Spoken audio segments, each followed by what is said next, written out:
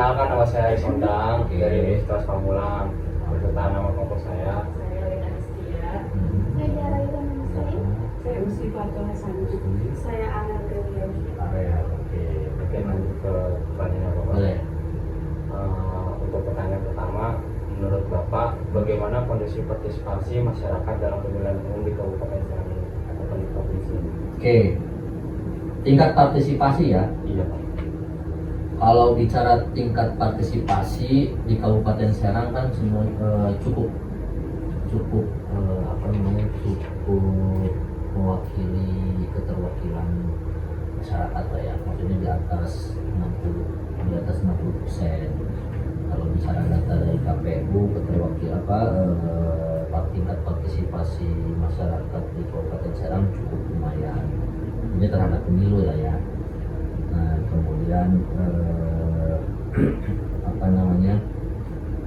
di 2024 memang ada beberapa anomali yang sekiranya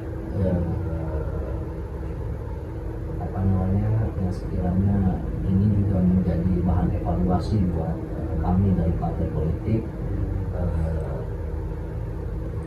Kita juga tidak bisa menyalahkan masyarakat, karena mau bagaimanapun masyarakat ya hanya sebagai partisipan dari kontestasi pemilu kan gitu ya.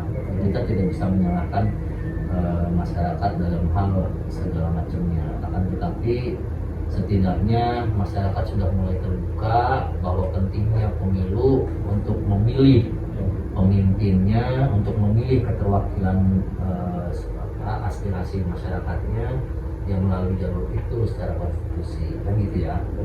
Walaupun tidak dipungkiri ada beberapa hal yang memang menjadi tuntutan daripada masyarakat terhadap pesta demokrasi yang digelar di serentak seluruh Indonesia. Nah, kalau yang saya lihat dan saya ikuti, kemungkinan besar pelaksanaan pemilu kemungkinan besar akan dilaksanakan di tahun 2032 dengan metode dipecah antara pemilu pusat dengan pemilu daerah. Jadi nanti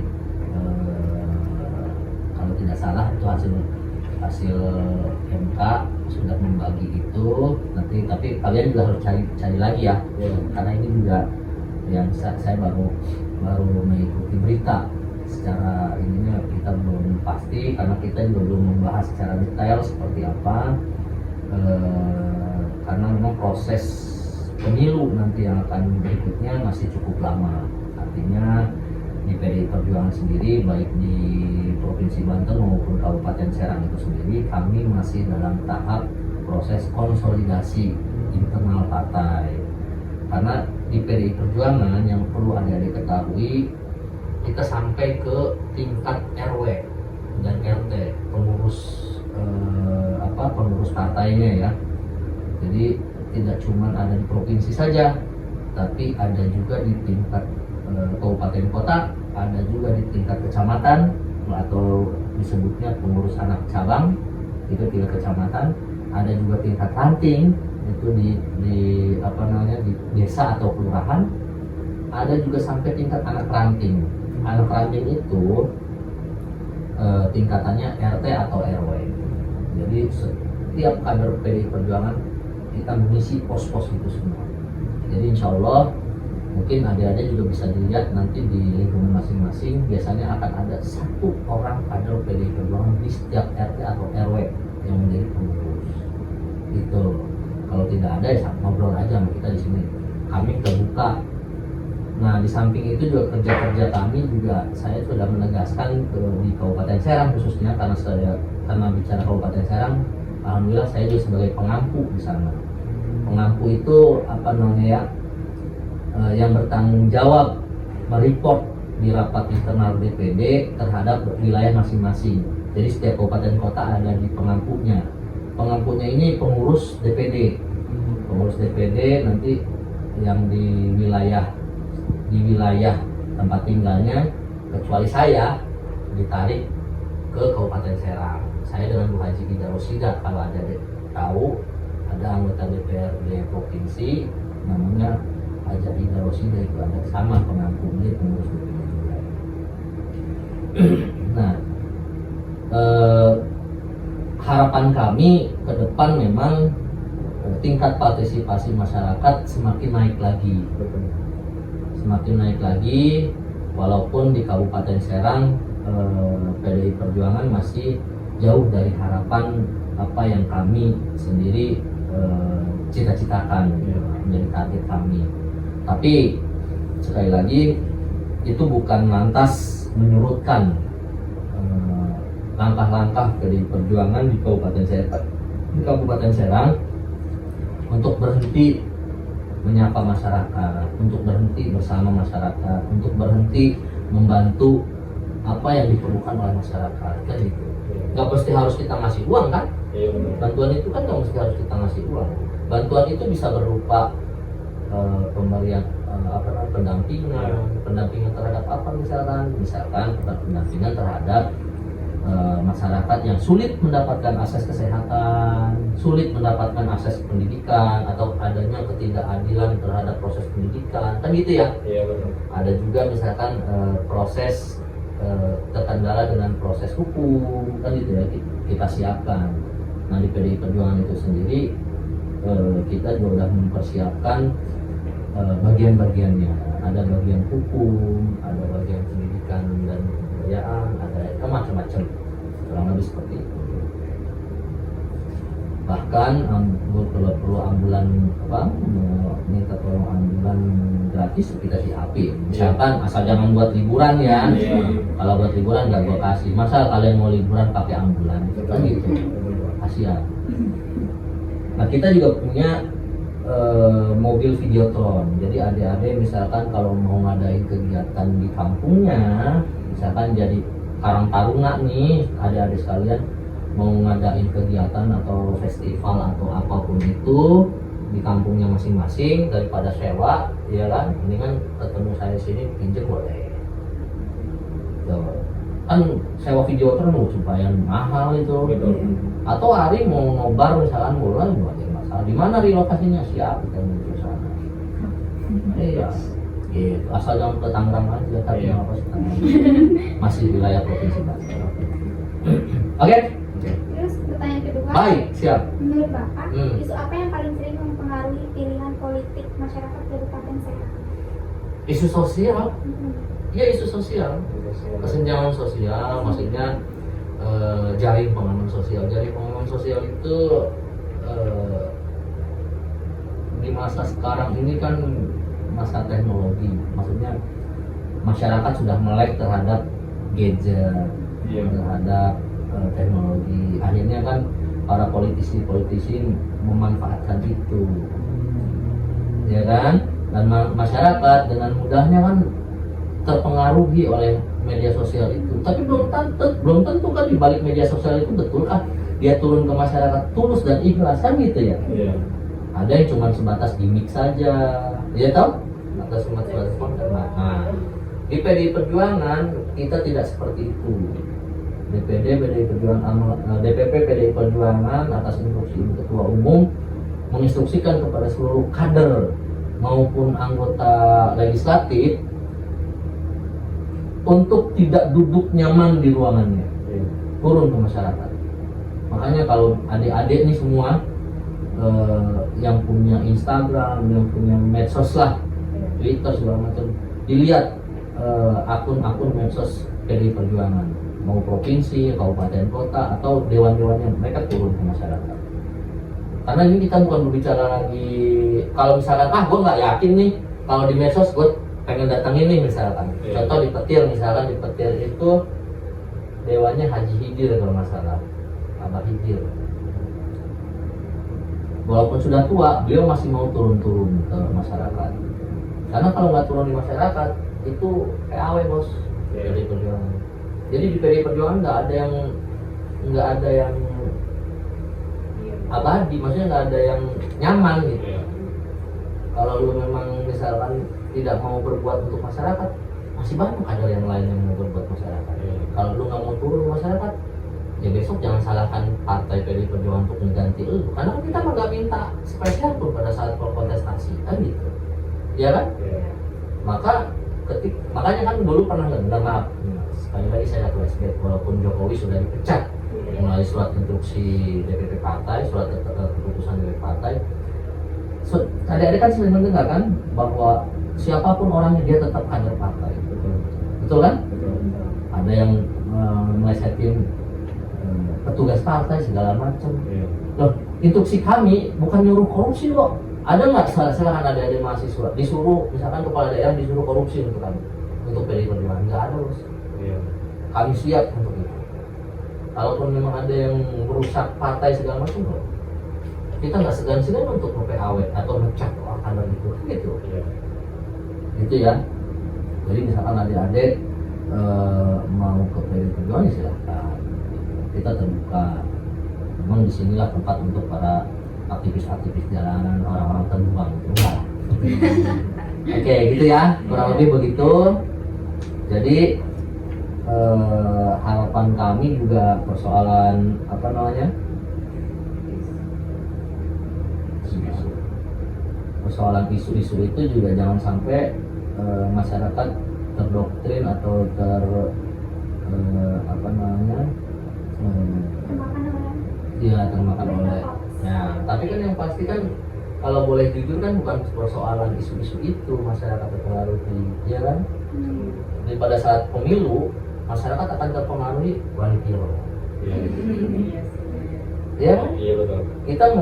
Kita PDI Perjuangan sering memberikan edukasi ke masyarakat bahwa bukan persoalan uang nggak seberapa, demokrasi masyarakat itu 5 tahun loh akan tergadaikan. Bayangin, 5 tahun loh harus tergadaikan. Carilah orang-orang yang menjadi keterwakilan adik-adik nanti masyarakat yang benar-benar punya visi, misi, dan tingkah laku dia di masyarakat seperti apa. Jangan tiba-tiba ujuk-ujuk pada saat mau pemilu lu dateng, kemarin-kemarin lu nggak ada, dihubunginya susah. Gua dikasih janji-janji tapi nggak jelas, kan itu. Ya gitu aja udah tanda-tanda kan, apalagi lu udah jadi. Sebelum jadi aja lu udah begitu. Kalau udah jadi, maaf, kalian tuh prioritas yang nomor 100 sekian nanti. Gak penting, makanya itu yang harus itu. Nah itulah ciri-ciri gambaran yang mudah dibaca oleh kita semua, oleh masyarakat. Dan itu ya, kalau misalkan si dewa, maaf nih, misalkan si dewanya yang ujuk-ujuk pada mau pemilu doang, lu datangnya ngapain lu kesini kan gitu. Lalu bangun dong desa kami atau kampung kami misalnya, itu apa-apa. Berarti media sosial ini berpengaruh banget ya? Pengaruh dong. Untuk sekarang di zaman era digital ya sangat berpengaruh. Cuma tinggal siapa yang paling kuat kan gitu dalam permainan sosial. Lagi-lagi kita merasakan kondisi saat ini seperti apa, ya masyarakat sudah menjadi korban dari konten-konten digital yang nggak jelas kan gitu ya. Dari buzzer-buzzer yang kurang ajar kan gitu. Yang ya kan mereka nggak mementingkan persoalan perubahan kondisi di masyarakat karena mereka sudah dibayar kan. Iya dong, konten-konten itu yang penting gua udah buat selesai. Baik, pertanyaan selanjutnya. Boleh. Menurut Bapak, apakah pembangunan di Kabupaten Serang sudah merata di semua wilayah? Kalau merata saya rasa belum, tapi sekali lagi ini kan bicara kebijakan dari kepala daerah yang terpilih. Jujur untuk di Kabupaten Serang kita masih kekuatan PDI Perjuangan masih hanya sebatas 2 pilar partai. Harusnya organisasi yang kuat itu atau partai yang paling kuat itu harus ada 3 pilar partai. Kenapa saya bilang 3 pilar partai? 3 pilar partai ini adalah tonggak tiangnya untuk membangun suatu rumah yang indah, rapi. Itu harus ada pilar-pilar partainya, tiang-tiangnya. Tiang legislatif, fungsionaris DPC misalkan Kabupaten Serang. Kita punya pengurusnya. Pengurusnya untuk apa? Untuk memantau masyarakat, kebutuhan masyarakat apa, yang diperlukan di masyarakat ini apa, di petir apa, kemudian di mana tadi? Cikusal misalkan apa, kan itu ya. Di Cikesal apa, di mana lagi tadi petirnya, di Serangnya, di Ciruas apa kebutuhan kan beda-beda, iya kan? Nggak semua lantas harus industrialisasi, nggak mungkin kan gitu ya. Ini bicara sekali lagi, ini bicara kepentingan. Nah, PDI Perjuangan baru memiliki 2 pilar partai. 2 pilar partai itu apa aja? Baru sebatas fungsionalis pengurus DPC yang untuk memantau isu-isu di lapangan.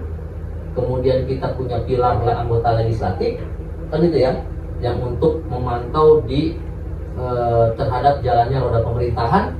Kita pincang satu di pemerintahannya kan kita nggak punya. Artinya ketika kepentingan isu sudah kita rumuskan, kebutuhan masyarakat sudah kita rumuskan melalui pengurus partai tadi di Kabupaten Serang. Nah, rumusan ini disampaikanlah ke anggota legislatif, betul nggak? Tapi ini tidak bisa dieksekusi karena tidak ada eksekutifnya. Iya dong. Maaf ya, karena kalau bicara eksekutif tergantung kepentingan background kepala daerahnya apa. Ya toh? Kalau background PDI Perjuangan, kami akan tuntut itu laksanakan ini pembangunan. Kan gitu. Nah, di PDI Perjuangan untuk membentuk kader partai tidak sembarangan. Ada tahapan-tahapan yang harus diikuti sama adik-adik. Contoh nih, adik-adik misalkan mau gabung di PDI Perjuangan, pertama kan bikin KTA. Setelah bikin KTA, belum tentu adik-adik bisa jadi kader yang hebat. Ada pendidikan kader namanya di PDI Perjuangan. Jadi tahapannya panjang.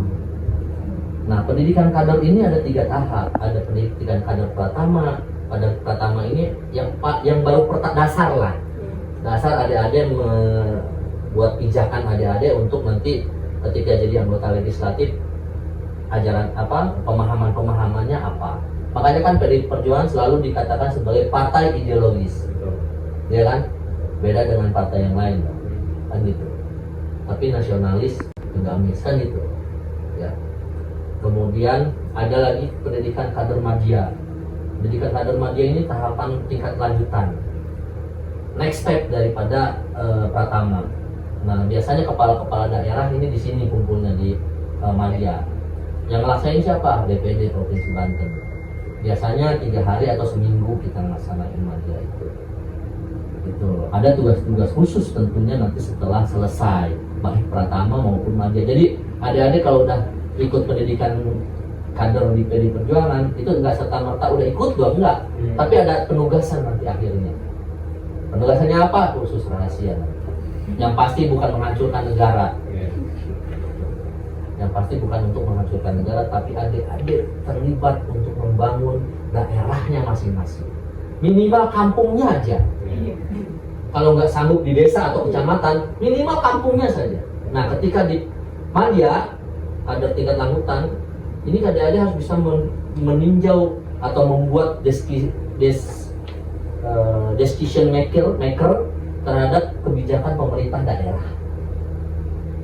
Sudut pandangnya apa, bagaimana meningkatkan taraf ekonomi masyarakat, caranya apa, visi misinya apa, itu sudah bisa mendetailkan sampai ke situ. Itu. Jadi nggak sembarangan, makanya kader-kader PDI Perjuangan yang jadi kepala daerah, yang jadi anggota dewan, bukan orang-orang yang baru kemarin sore kita tarik jadi, enggak, tapi butuh proses. Jadi Ari maupun tadi ada yang lain mau jadi anggota legislator, tidak serta-merta gue nunggu nanti pemilu masuk PDI Perjuangan, nggak mungkin. Di PDI Perjuangan nggak mungkin. Akan ada tahapan, kami juga pantau dulu adik-adik sekalian, beneran turun ke masyarakat kan gitu atau enggak, kan gitu nih.